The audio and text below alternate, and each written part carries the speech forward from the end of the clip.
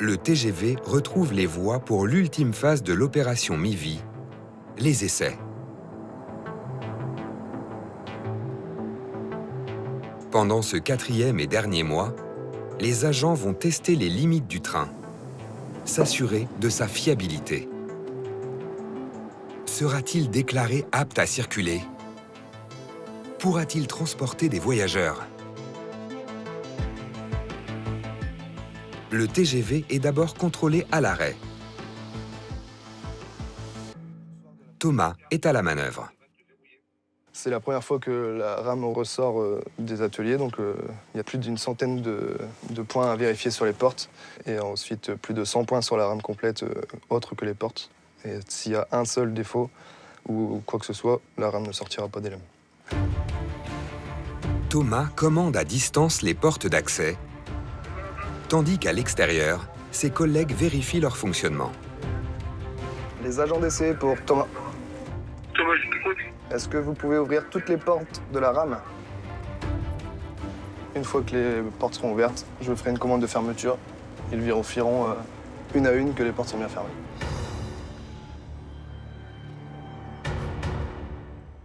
Thomas, pour Valentin. Oui, Valentin, je t'écoute.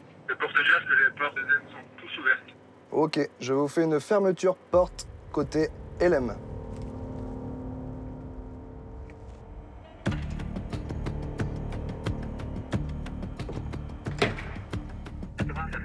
Autre étape primordiale, vérifier que les portes ne s'ouvrent pas une fois verrouillées. Les portes sont vraiment l'enjeu le plus important. La sécurité, c'est primordial, puisque s'il y a une porte qui s'ouvre durant la marche, ça pourrait être catastrophique. C'est bon. Après ces vérifications, ce TGV passera l'essai final. Un moment aussi redouté qu'attendu.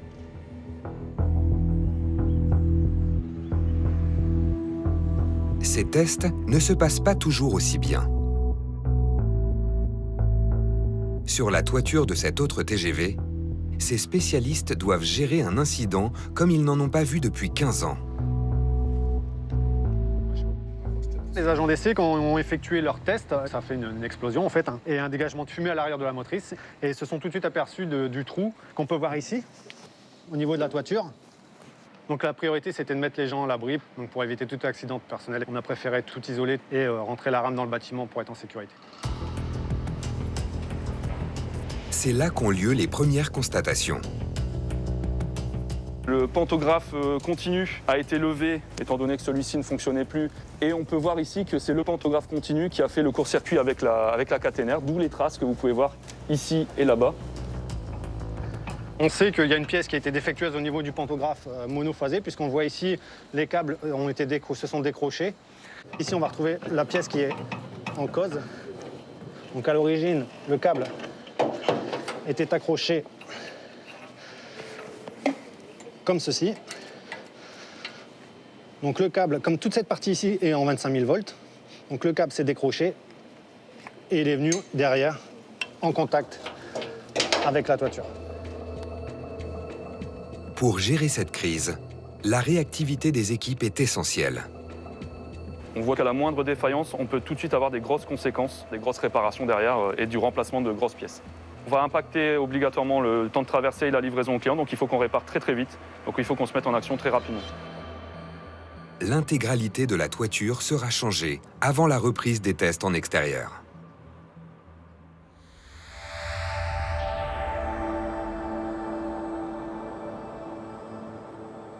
Il est 7 heures.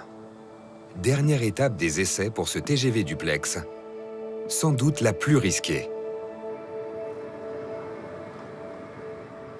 Objectif, pousser la machine jusqu'à 320 km/h pour tester ses distances d'arrêt lors de freinage d'urgence.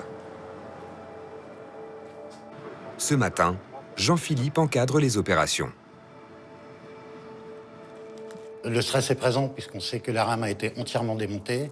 On va faire ces essais de freinage, mais par paliers successifs, justement, en cas de problème, pouvoir réagir à temps. Si cet essai se passe mal, le TGV pourrait paralyser une partie du réseau.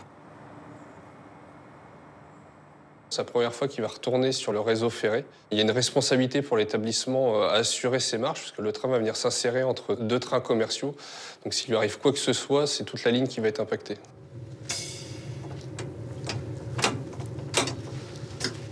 Allez, c'est parti. Pendant 6 heures, ces mécaniciens expérimentés vont tester le TGV jusqu'à rejoindre une ligne à grande vitesse de l'Est de la France. On va se lancer à 320 km/h sur une ligne qui nous l'autorise. Et à des points déterminés sur la ligne, ce qu'on appelle des points kilométriques, des PK, on déclenchera le freinage d'urgence et on vérifiera la distance précise d'arrêt de la rame. La rame est suivie en temps réel depuis le technicentre. Hop, tu vois, je viens de taper le numéro là.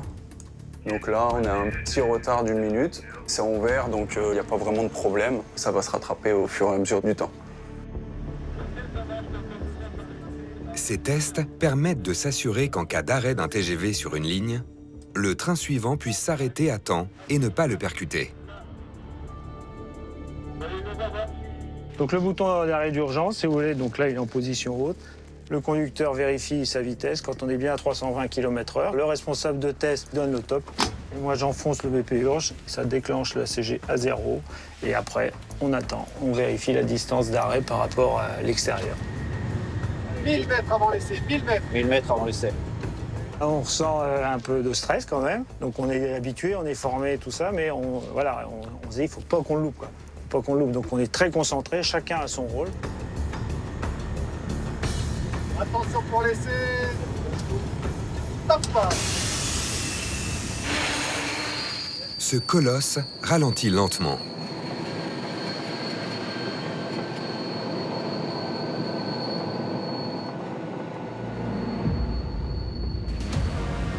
Il doit s'arrêter sur une distance inférieure à 3900 mètres sur rail humide. Et là, il a parcouru 3456 mètres.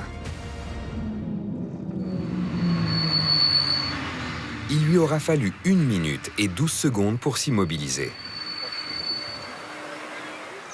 On rentre satisfait, forcément, parce que la mission est accomplie, comme on dit. Et là, la rame pourra être remise au client sans difficulté. Elle est bonne.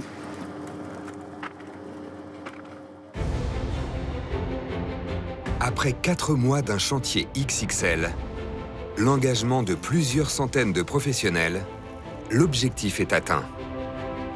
Ce TGV vivra une seconde jeunesse.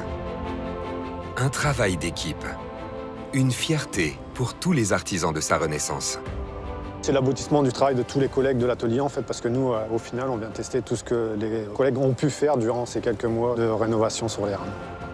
Il y a une joie, il y a une fierté intérieure aussi de dire encore quelque chose de réussi qui nous valorise. On est quand même fiers de ce qu'on peut faire et puis de voir que les clients continuent à prendre le train et que notre métier n'est pas voué à rien et que derrière, on fait voyager les gens, c'est déjà pas mal. Dans quelques jours, ce TGV rejoindra une nouvelle destination. Pendant les 20 prochaines années, il fera encore voyager des millions de passagers.